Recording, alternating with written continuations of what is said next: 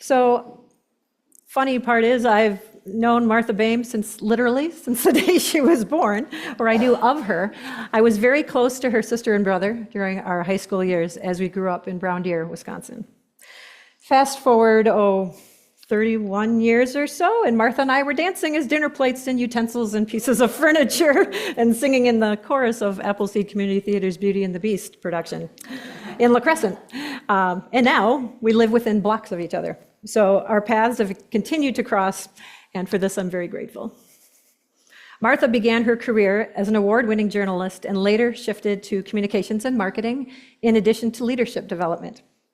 She is an adjunct instructor at Viterbo University, currently specializing in professional communication. She received a Servant Leader Award from Viterbo University, where she earned a Master of Arts in Servant Leadership. She also earned a Master of Arts in Media Studies and a Bachelor of Arts in Journalism and Mass Communication from UW-Milwaukee. Martha is the author of Just Keep Growing, 25 Servant Leadership Lessons. Today, she will feature some of the book's individual stories with their relatable experiences and collective lessons. She will help us discover how servant leadership is practical and relevant and give us insights as to applying these helpful lessons to our personal and/or professional lives. Her book is available for purchase after the service today. There's 1 or 2 copies out there, and there are many more copies in the kitchen area behind me. It's also available on Amazon in ebook or paperback form. Please join me in warmly welcoming Martha Boehm.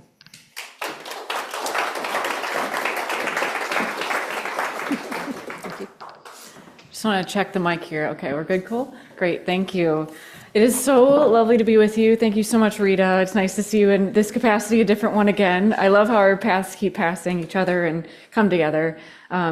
Also, I just want to start with saying thank you for welcoming me into your community. And thank you for sharing so many joys and sorrows. As we go along, I didn't anticipate how much everyone would share, but I think what I've prepared will hopefully touch your heart as we move forward today, and hopefully that you will all be in the spiritual splash zone to soak it in. So I'm here to talk about my book, Just Keep Growing, 25 Servant Leadership Lessons. And servant leadership is a phrase coined by Robert K. Greenleaf in the 1970s, explaining it begins with a natural feeling that one wants to serve first. Then conscious choice brings one to aspire to lead. Servant leadership is a style of leadership that prioritizes the needs of followers and emphasizes personal integrity and growth in a safe and supportive environment. Servant leaders should be observant, curious, and trustworthy. They should make sure people grow in different ways.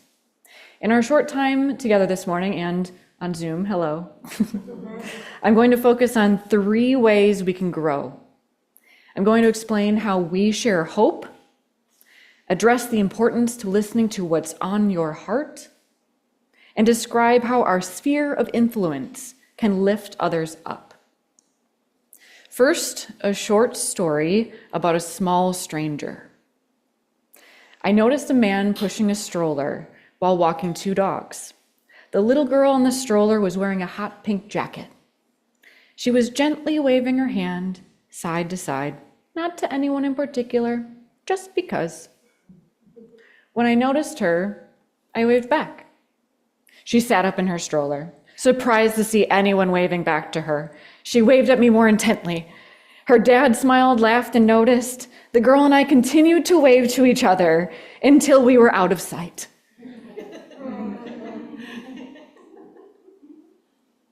Oh, excellent. Excellent. I love it. Love it. Well, this is good to be with you too. So, even as that, I wanted to continue to wave because it was a joyful little moment. That whole interaction, and the one that we just had, just lasted a few minutes. But it was within that short time with a young stranger and with all of you that I realized what we all want and need. To be seen, to be understood, and to be loved. All of that happens through meaningful human connections.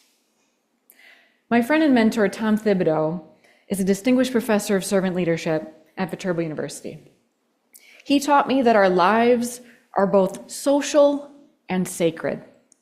Stories connect us to each other and help us build compassion and empathy for our fellow humans. Stories provide a structure and help us heal, whether they're told to a close friend or a stranger. Most of us start as strangers. Stories also help us understand how we share hope. 12-year-old Ayan was excited for her family vacation. She wore her favorite dress. It was yellow with pink flowers. She brought some of her stuffed animals and photos along for the trip. As her family finished packing, Ayan suddenly realized they were in trouble. Their vacation was actually an evacuation. Ayan and her family had to leave their home in Somalia. They were no longer safe. They had to flee as refugees. Ayan had to rapidly change her clothes. She was told that as a young girl, wearing a dress made her more vulnerable to assault. Ayan and her extended family could only bring what they could carry. In the coming days, they walked hundreds and hundreds of miles. As they continued, they had to leave things behind. Initially, they left photo albums and clothes. At one point, they had to make a choice between carrying water and carrying food. That was followed by an even more excruciating decision. They had to leave people behind. Members of Ayan's family and other companions could no longer walk. Some were not strong enough to stand on their own. Ayan had to leave her cousin behind. Somehow, she found the strength to keep moving forward. Ayan shared her story with Chicago-based documentary artist James A. Bowie. He began his career as a war photographer and now writes and exhibits on the complexities, challenges, and possibilities of human connection. As part of his interview process, James actively listened to Ayan's traumatic story. He listens for what he considers found poems. He describes these as distilled moments in a person's story that reveal the depths of being human in a challenging world. His work combines visual art and personal stories to create a dialogue with the audience. Ayan's story is part of his traveling exhibition, When Home Won't Let You Stay, Stories of Refugees in America. James has covered dozens of stories from people on the razor's edge of life and has worked on a variety of subject matters. While everyone's journey is different, a dominant theme emerges: hope. James explains, hope is not the end point. Hope is the middle ground between an impossible present and a possible future. From his experience, very rarely do people use the word hope when they're going through trauma or a profound experience. It's usually used in retrospect or by listeners or analysts by trying to better understand someone else's story, situation, and imagine how they were able to carry on. James continues, hope is a profound acceptance. Hope means things change in often unpredictable ways, and so does our capacity to adapt. We will discover a new center within ourselves, new connections to others, and new understanding that we could not have imagined before. We may not get the outcome we desire. What we get is transformation. At a young age, Ayan had to accept the alarming reality that she had to leave her home and sense of security forever. She told James, "You get to the point where you can only carry yourself and death would be better. Somehow you continue." While she didn't use the word hope, she definitely described it. Ayan faced an abrupt change in her life and found the will to move forward. She hoped she would be strong enough. She hoped she would find safety. She hoped for a better life. Ayan is now a wife, mother, and business person living in Minnesota. Her story gives hope to others. That's ultimately hope's lasting power. James advises, we share hope. If a person near me feels less hope, so too do I. If a person near me feels more hope, so too do I.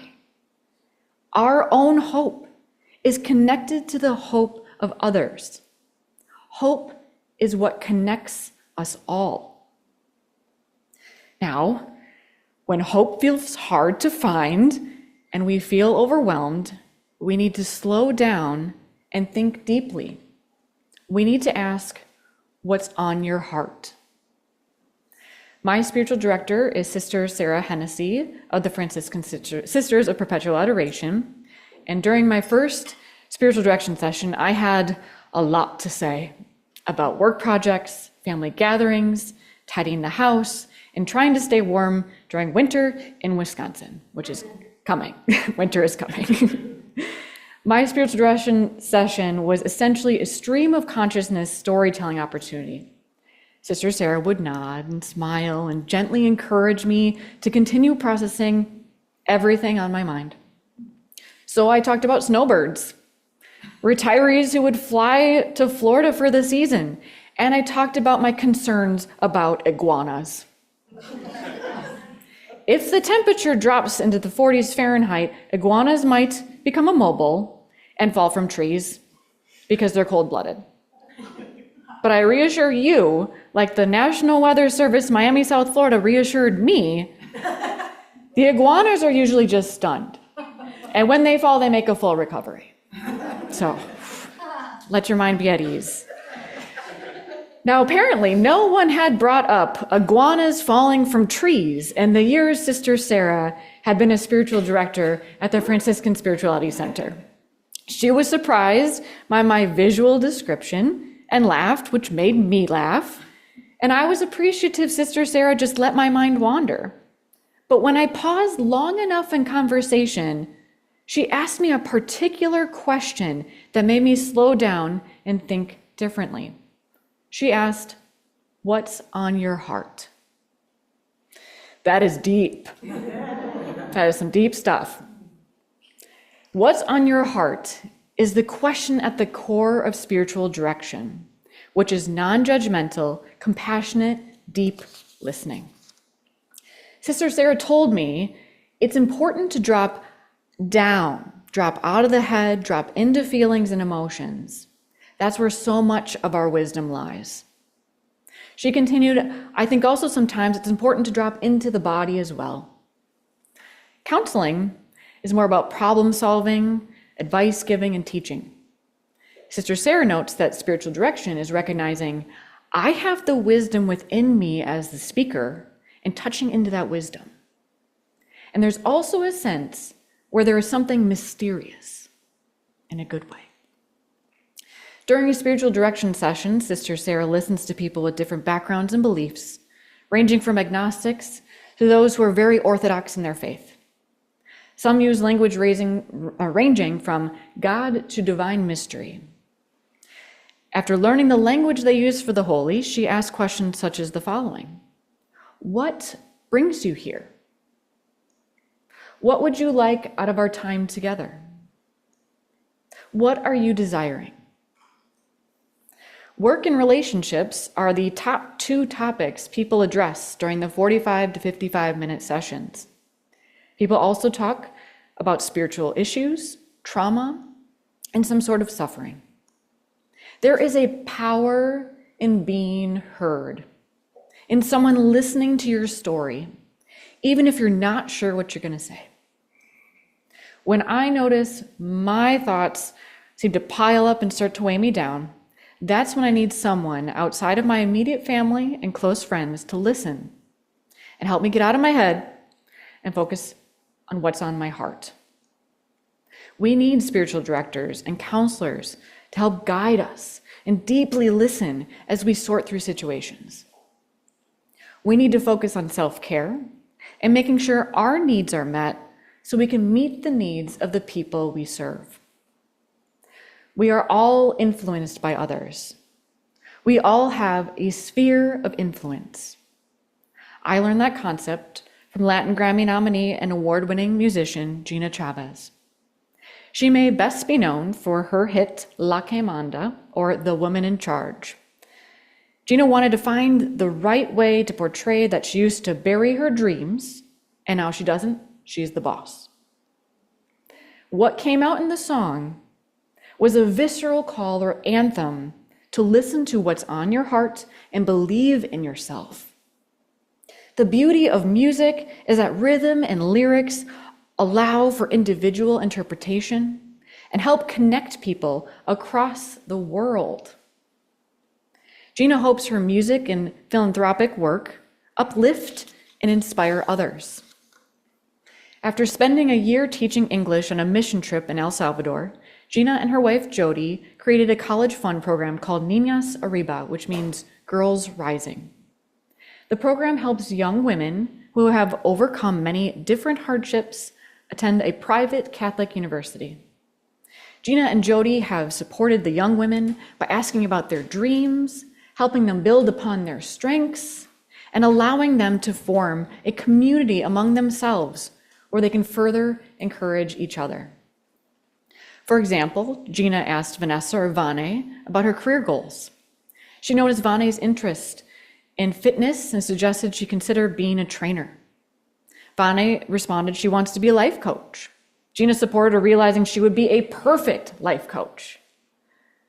Their conversation advanced to discussing how they could work that into the goal, into the program, into the college fund program. And Vane was able to encourage and inspire her peers, not only by helping them exercise and eat healthier, but also by using her words and taking action.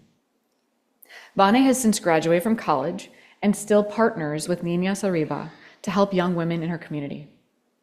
Gina said, "What I've learned is we all have a sphere of influence. You have a sphere of influence I don't have. You know people I don't know. You have sway with people I don't have sway with. You don't have to be big and famous. Every single one of us has a sphere of influence that's particular to them. Our humanity is what connects us on the deepest level.